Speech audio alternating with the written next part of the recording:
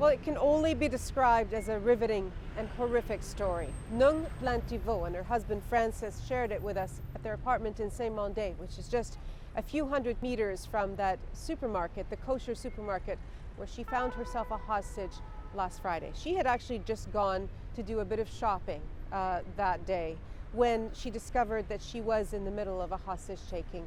Gunshots rang out and she hid behind one of the grocery shelves.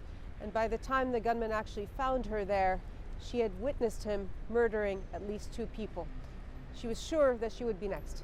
Here's a little bit of what she had to say. Eh bien, qu'on allait tous mourir. That we would all die. That we would all die because I recognized him and his Kalashnikov. C'est Kalashnikov.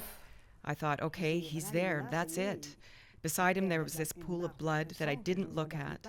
Over there was a man with his legs on the ground. And I said to myself, he'll continue and we'll all die for nothing because he thinks we're not Muslims who are pure enough. So we're going to all die as punishment. And I kept saying to myself, it can't be happening.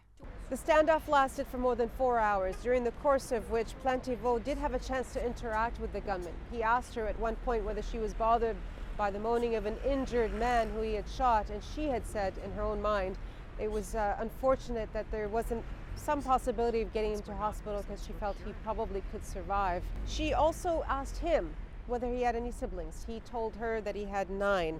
At one point he demanded the IDs and the telephones of everybody who was there. He also demanded to know where people were born and what their last names were, and she recounted one incident where he shot a man the moment he heard his last name.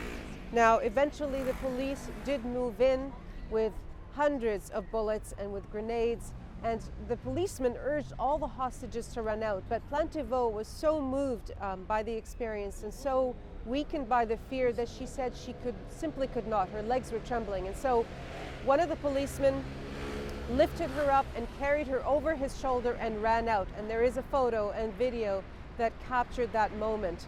That was when her husband realized that she was safe. He saw her on television being carried away, and though he couldn't see her face, he recognized her from her coat. He was greatly relieved. Nahlah, CBC News, Paris.